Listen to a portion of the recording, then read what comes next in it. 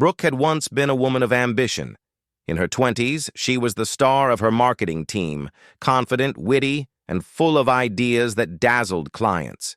She was the kind of woman who walked into a room and lit it up, who thrived on deadlines, late-night brainstorming, and the thrill of seeing her campaigns succeed. But when she married Travis at 28, everything changed. At first, leaving her career had felt like a romantic gesture, a choice to build a beautiful home and future together. Travis, a hard-working engineer, often came home exhausted, and Brooke prided herself on being the kind of wife who made his life easier. Breakfast at 7 a.m., laundry folded neatly, dinner ready by 6. Her friends envied her perfect marriage. But perfection has a price. Months blurred into years, and soon Brooke found herself trapped in a cycle of endless chores, the hum of the dishwasher, the flicker of the TV at night. Silence at the dinner table as Travis scrolled through work emails. She was only 30, but she felt decades older. The loneliness gnawed at her. She tried to ignore it, reminding herself she was lucky to have stability and a husband who provided. But behind her forced smile, Brooke carried a question she was too afraid to ask out loud.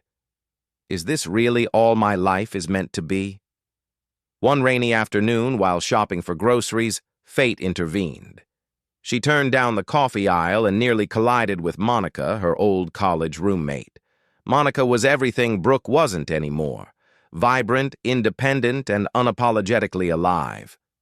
Over cappuccinos later that week, Brooke confessed everything: the suffocating routine, the emptiness, the aching need for something more.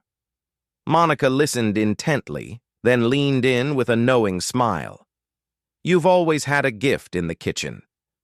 Do you remember how you used to host dinner parties in college? Everyone loved your cooking. Why don't you share that? Teach? Build something of your own again? The idea struck Brooke like lightning. A chance to be more than a wife and housekeeper. A chance to matter again. That night, for the first time in years, she fell asleep not with dread, but with excitement humming in her chest. What she didn't know was that this spark of freedom would ignite a fire that would eventually burn her entire life to the ground. Travis surprised her by being supportive. When Brooke pitched the idea of hosting cooking classes in their dining room, he didn't laugh. In fact, he invested in her dream, upgrading the kitchen, buying professional tools, even printing flyers. If this makes you happy, he told her, then it makes me happy too. The first class was small. 3 neighbors, awkward laughter, spilled flour, but Brooke came alive. Her hands moved with confidence as she taught them to knead dough, to season properly, to create dishes with love. With every smile, every thank you, a part of her old self returned. By the 5th class, the room was packed. Her Instagram page buzzed with photos of smiling students and beautifully plated dishes. For the first time in years, she felt respected, seen, alive. And then came Derek. He wasn't like the others, a tall man in his mid-30s with sharp blue eyes, an easy smile, and a tailored suit that made him stand out in the casual group. He introduced himself as a single father, wanting to learn how to cook for his young daughter. The story melted Brooke's heart. Here was a man taking responsibility, showing vulnerability. He listened intently, stayed after class to clean, and asked questions that made her feel important.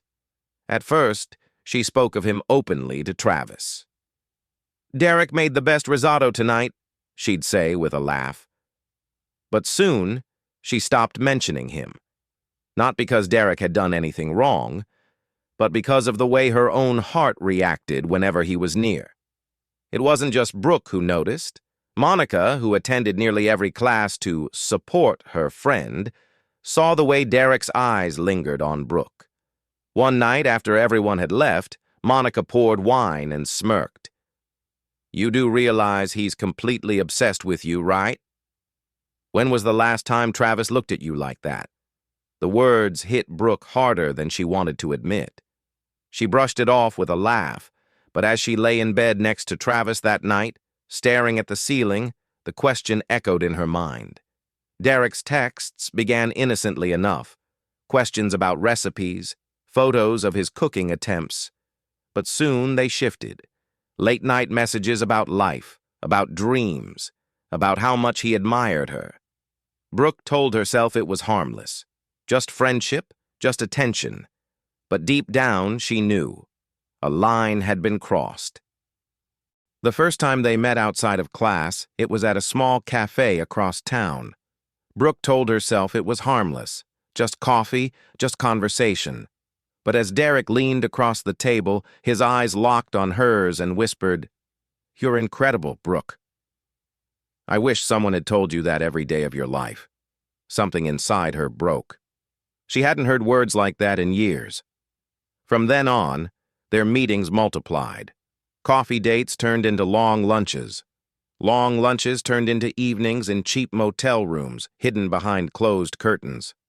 After their first kiss, Brooke cried, guilt crashing down on her. But Derek soothed her. "You deserve happiness. You deserve passion. Don't let guilt steal that from you," Monica became her enabler. She covered for Brooke, gave her excuses to tell Travis, and whenever Brooke wavered, she whispered poison in her ear. "Don't feel guilty. Travis never appreciated you. Derek does." But Derek wasn't the man he pretended to be. His story about being a devoted father was a lie. There was no daughter, no ex-wife, just a practiced routine he used to lure women who craved attention. But Brooke didn't know that yet. She believed him. She believed in them. Meanwhile, Travis wasn't blind. He noticed the way Brooke clutched her phone with a secret smile, the way she avoided his touch, the way excuses piled up. "I'm running errands. Monica needs me. Class went late." One night, he caught her in the garden, whispering into the phone. She claimed it was Monica. But he had heard a man's laugh. Suspicion turned into desperation. With a heavy heart, Travis hired a private investigator. For a week, he lived in torment. Then the photos arrived. Brooke and Derek, walking hand in hand, laughing like lovers, entering a motel and leaving hours later disheveled and glowing. Travis stared at the evidence, his heart shattering. The woman he had sacrificed for, supported, loved unconditionally, had betrayed him. And yet, the cruelest blow was still to come. The night Travis confronted Brooke was etched into his memory forever. He had followed her himself this time, his hands trembling as he parked outside the motel. He watched her enter room 237, waited, then knocked.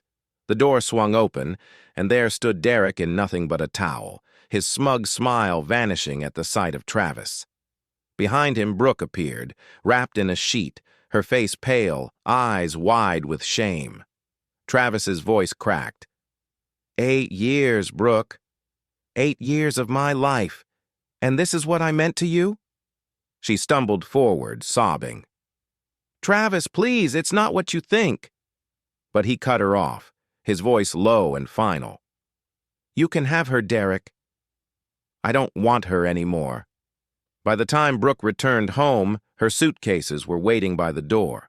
Travis didn't scream, didn't beg, didn't fight.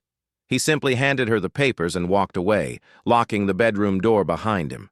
Derek disappeared soon after, blocking her number, vanishing like smoke. His daughter, his devotion, his promises, all lies. Brooke had been just another notch in his belt. And Monica? When Brooke turned to her for comfort, Monica shrugged. "Don't blame me. You made your choices." 2 years later, Brooke scrolled through social media and froze. There was Travis, smiling, remarried to Sarah, a gentle nurse with 2 children. In every photo, he looked at Sarah with the love Brooke had once dreamed of. A love she had thrown away. Brooke still taught her cooking classes, but the joy was gone. Every laugh sounded hollow. Every recipe reminded her of what she had lost. She had traded real love for an illusion, and in doing so, she had destroyed her marriage, her future, and herself. Her story was no longer one of passion, but of regret, a warning carved into her soul. Love built on lies always ends in ruin.